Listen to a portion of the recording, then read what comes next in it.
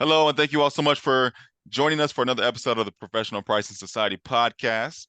Today is a great day. We have our very special guest with us, Jean-Manuel Izaret, or also known as JMI.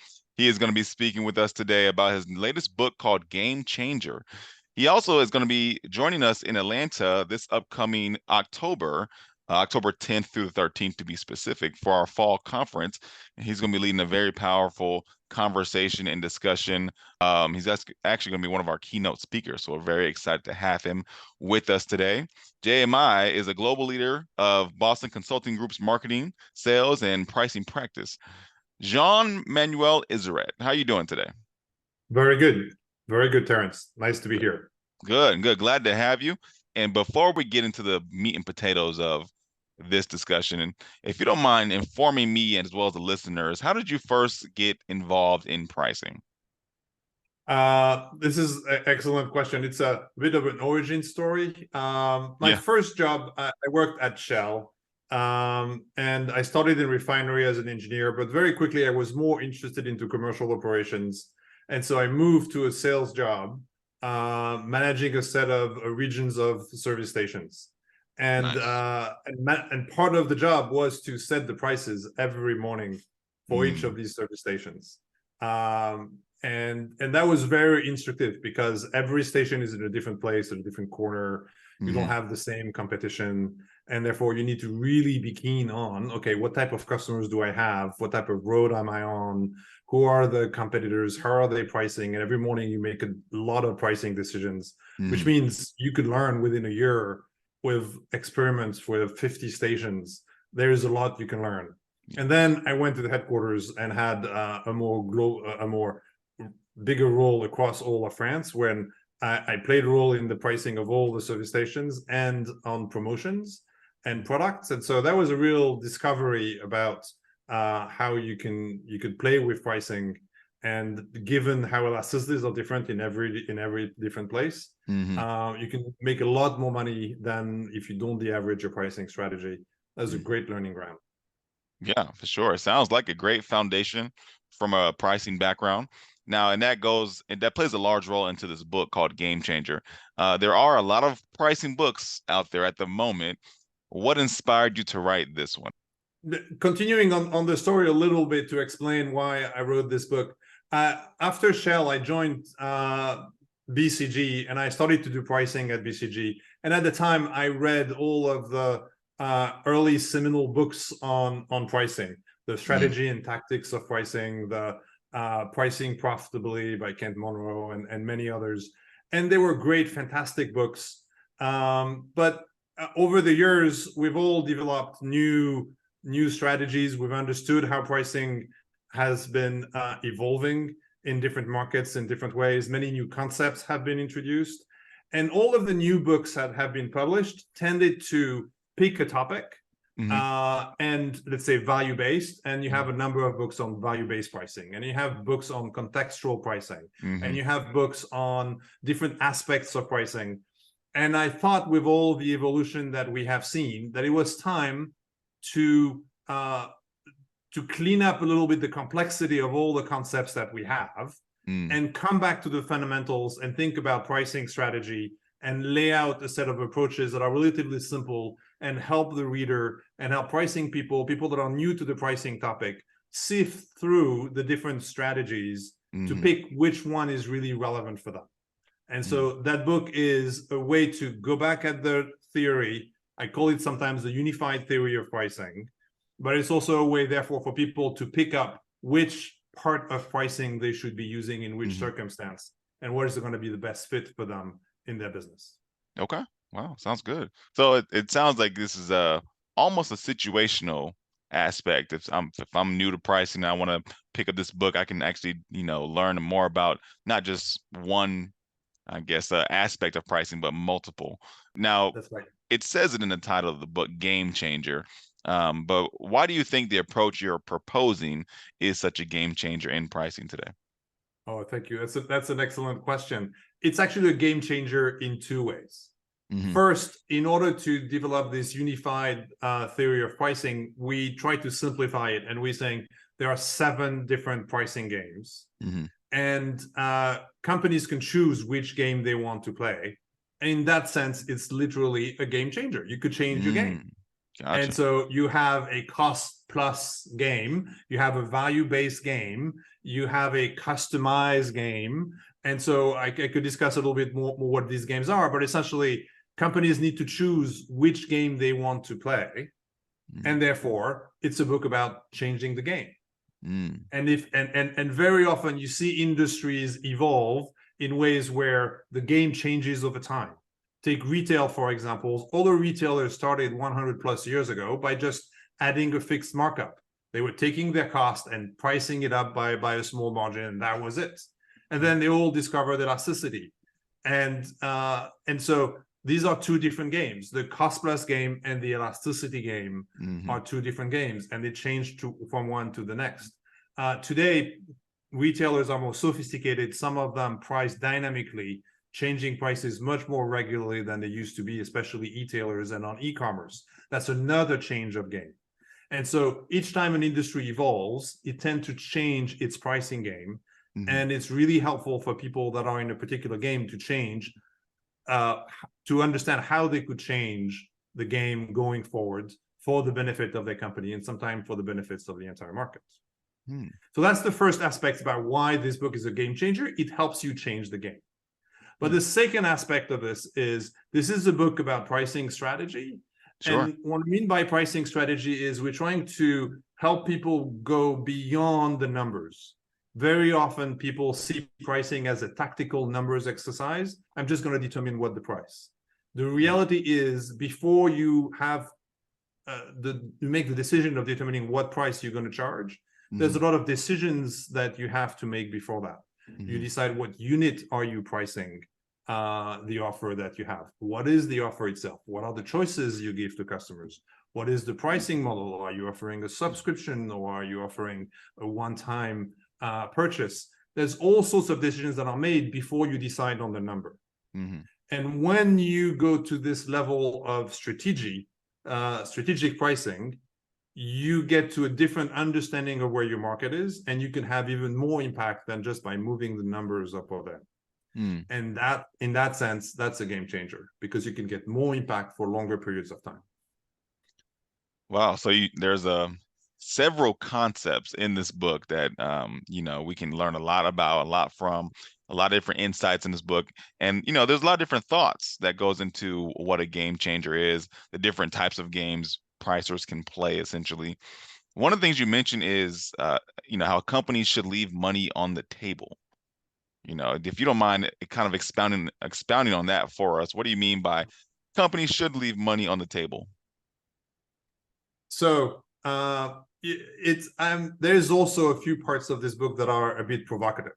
Yeah. And we hear in pricing, people tend to say you need to price as much to get as much price as you can. And in many circumstances, that makes sense. And derivatively, people say should never leave money on the table. Well, if you never leave money on the table, then why would customers work with you? Pricing is an exchange of a product or service between a customer and someone selling that product and that service. There needs to be value, and that is on both sides of the equation. The customers need to find some good value, and of course the seller needs to find some good value. And the balance between that value is what I like companies to think about. And so when you leave a little bit of money on the table, you could get a longer term relationship. You could get more loyalty from your customers. And that in turn can enhance your marketing and strategic positioning. And so sometimes thinking about how do you create more value than your competitors, and how do you leave that value in the hands of the customers, as opposed to trying to getting paid everything today, is a game changer, and helps people think differently about the market. Okay. So essentially, this is like any great thing, this is a balancing act. It is a balancing act. And so you could think about, for instance, when Salesforce.com launched, at the beginning, they were trying to differentiate themselves from traditional software. And traditional software, the pricing model was pay up front, and the companies like Oracle were trying to get paid as much as they could up front. Mm-hmm. And Salesforce.com implicitly start with a really low price points, very easy to come on. Instead of buying the software for all the enterprise, you could just buy it for a few users, which is why their pricing model on pay per user per month was much more accessible. Mm-hmm. They were literally leaving money on the table initially, but they were leaving money on the table to create loyal customers and then eventually upsell them to better products and larger and get the entire sales force on board with their product. But they didn't ask the customers to buy everything right away at the beginning. I'm caricaturing a bit the situation, but that's a good illustration of when you set up a new business, you want to do something for your customers that your competitors are not doing. You want to leave a little bit of money on the table, and you want to create that value over time in a shared spirit between your customers and what you do for them. Good. That's really good. Okay. So you want to create that environment in which the customer finds value in whatever your service or product is. And of course, you want to continue to gain their trust over the upcoming years thereafter. Now, does that kind of tie into this concept of pricing fairness? It does. And fairness is a really, like, how to be fair in the world. It's a really complicated thing. But there is a lot of discussions about, is it a fair price, and what does a fair price mean? And we've thought a lot about that, and different situations, different things can be fair. And so from a pricing standpoint, if you say, is it fair that two people get the different price on the same thing, you're going to get everybody saying, absolutely, that's not fair. Why should he receive a lower price than me? I'm not happy with the price because I know now that he received a lower price than my price for the same thing. You tend to be upset about this. That's unfair. Okay. But if you ask people, is it fair to give a discount to grandpa and grandma? Everywhere in the world, people will say, of course, we need to give some relief to grandpa and grandma. It's fair to give a discount to the seniors and to all the generations. You find this across all product categories in Japan, in the US, in France, Germany. We did studies. Everybody agrees on, okay, it's good to give a discount and to have a lower price for certain categories of people, particularly people that are the seniors. Okay, now let's flip the question and ask, is it fair to give a discount to a student? Student doesn't have that much money. It's on the other side of the age spectrum. And on that, you find very big splits. You have some people in different countries that will think differently depending on how students are helped by the states and society. And so suddenly you find some in the US where students have to pay for college and so on. You tend to have a lot of people saying, hey, students need to be helped. It's okay to give them some discounts early. But then not everybody agrees. And what you find is, as people get older, some older people don't want to give discounts to young people. Because, like, hey, I had a tough life. This is it. They need to start like everybody else. And why would they get a discount? Sure. There is a good logic for that. When you ask people about when you look at who they are and why they don't want that, you tend to find that conservatives are less willing to give discounts to students, while people that are more progressive tend to be on the side of giving discounts to students. Suddenly, fairness depends on who you are and the way you look at society. And so you have all sorts of situations that then could arise in different markets. And I think the concept of fairness, understanding that it varies depending on people, and that companies have a role in explaining why, when they give a discount, they think it is fair to give that discount to people. So, for instance, we're giving discounts in a cinema, in a movie theater early on because the room is not as full, and we'd like to encourage people to come earlier. That can make sense. We give discounts to people who lower our costs. So you give a discount if we can directly ship you the product as opposed to going through a store, for instance. That makes sense. So you have all sorts of reasons that you could give different prices to different people. Sure. And that can seem fair, but that needs to be explained, and companies have a choice in how they explain that. And over time, you can get people to get used to more price differentiation that they might be at the beginning. Early on, 30 years ago, when the airlines started to give different prices to everyone in a particular airplanes, a lot of people were complaining, my neighbor has a lower price than me. Like, how is that fair? But then progressively, we understood that actually having different prices depending on whether you book early or not also corresponds to the types of passenger you are. If you're in business and you want to travel right away, you're going to be willing to pay more because your company is going to pay for the same trip. Whereas if you are a tourist and you can plan your vacation for 3 months or 6 months or 9 months ahead of time, maybe you can deserve to have a lower price points. And that overall has allowed us to have much more air travel and to have people going around and to discover other people, the societies, and so on, all sorts of good benefits from traveling around. And therefore, having different prices in the airlines is now quite accepted by most of the customers, even though some people still ask questions, but it's much more accepted than it was 30 years ago. And so the point that I'm trying to make here is fairness is complex, but you have some principles about what is fair and what is not fair. And companies, by explaining what they do and why they do things, can be can help customers see what they think and what they do as being more fair than otherwise. They ought to explain to people why their pricing is fair. Wow, that's a lot to think about.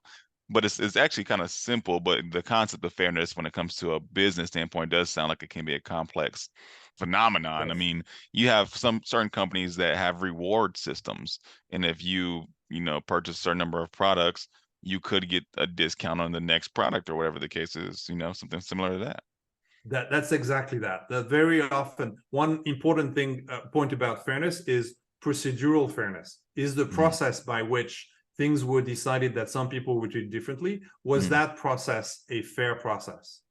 And so in the example, people get discounts not because they look good, people get discounts because they bought more product. Sure. And anybody who buys more product will get the discounts. Everybody will feel this is fair. This is a really excellent example. Okay, interesting. That's good to know. Now, you say in the subtitle that strategic pricing shapes society in addition to businesses and markets. If you don't mind, elaborate on that a little bit for us.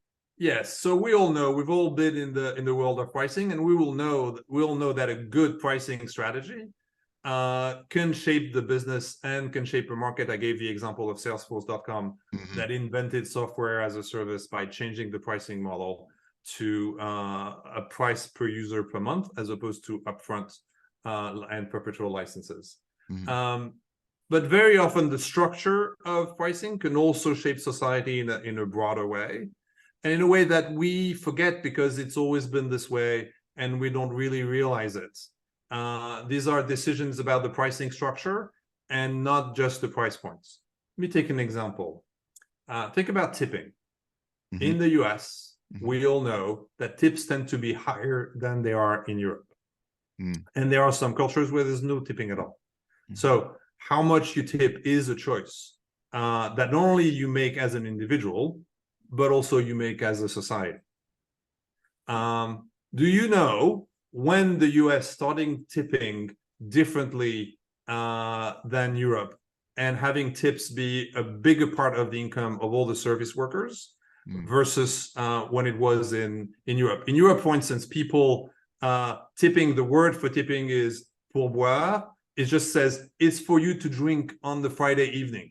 It's not to pay for your roof and the food for your kids. It's just a nice to have as a compliment. Whereas in the US, we all know that if we don't tip service workers as much, like it's their income mostly depends on the tips. Yeah. Do you know when that started?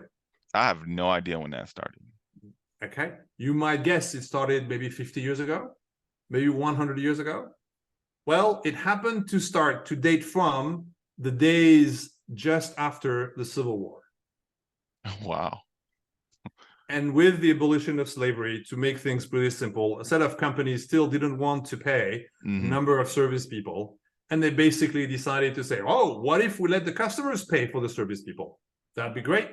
And Pullman were one of the first companies to establish this as a rule about the customers should know that they're the one with their tips paying for the entire salary and the entire income of the service workers. And over time, that expanded to all kinds of services and so on, right? The outcome of this is that we now have a lot of potential discrimination that happens in, say, the restaurant industry that has been well documented, right? Sure, sure. We all know that women, for instance, face some discrimination. We all know that people of color may face some discrimination. People tend to tip more people that look like them, right? Mm-hmm. That's just a bias of society. By deciding to have the tip being a separate thing from the meal that you pay, you basically decide that the company is not responsible for the discrimination that is going to happen by essentially customers tipping people different amounts. That shapes society.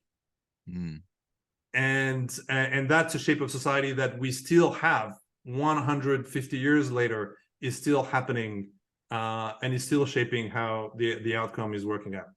Now, that shaping of tipping goes also all sorts of ways, right? Because of I talked about the biases and discrimination for different customers, but think about what happened in the last 3 years with COVID, with the swivel of the terminal when you are not only in a restaurant, but in sometimes a shop. You know, even the orthodontist now has some tipping.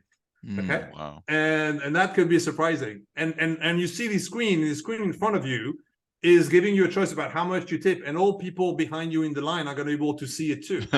So tipping that was a private act for years and years is now a public act, and that has forced some people to tip more than they would have otherwise.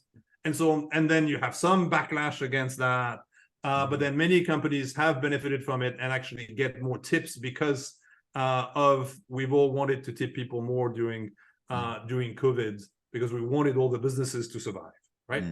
And so the fact that you have the tip as a separate item and a big item, not just 2 to 3 to 5%, but 15, 20, 30%, is something that really shapes essentially how we make decisions and how we companies get paid and how society works. This is just an example. It's a structural pricing decision that has multiple implications in all sorts of directions, and it shapes society. That's funny you mentioned that, because I've been at certain, I won't say the name of the restaurants, but I've been at certain, little cafes just to get maybe a drink or a coffee or something very minuscule and just not that large in price. But when they turn that swivel around and show the screen, there are times where I almost feel bad for not tipping, even though there was not much service provided. And that's exactly right. So the psychology, we know that psychology plays a key role in pricing. Oh yeah. And by changing the psychology, the swivel is actually changing the amounts that people turn out to pay. And that's a structural decision. And that's what I wanted to highlight. And so the psychology of humans works in all sorts of different ways. And it's really important as you make pricing decision to think about how that can impact your customers and your brand. Sure, absolutely. Jean-Manuel Izaret, also known as JMI, it was a pleasure to speak with you today. We're going to use this podcast as a teaser for your speaking engagement that is going to happen in Atlanta this October. Very excited to have you. Very excited to hear about your expertise and your insight in the realm of pricing as well. Before I let you go, do you mind just kind of sharing with our listeners where, any kind of resources you have available, where they can find more information about you and maybe the different things you've done over the course of the years? Sure. First, thank you, Terence. It was a great discussion. Thank you for having me. I'm looking forward to seeing everybody at the conference in Atlanta in October. People interested in learning more can type game changer and pricing and in their Google, and they will have it. There is also a web page on our BCG website about the book. There is an interactive page that allows people to discover more of the concept that I was describing and to play with it. And I hope that in a few weeks, we will be able to come out with a bot that will be able to respond to any questions people will have about the book. And that would be quite fun. That'd be nice. That sounds fun. Well, thank you so much again, sir, for your time. And until next time, we'll see you guys later. Bye-bye.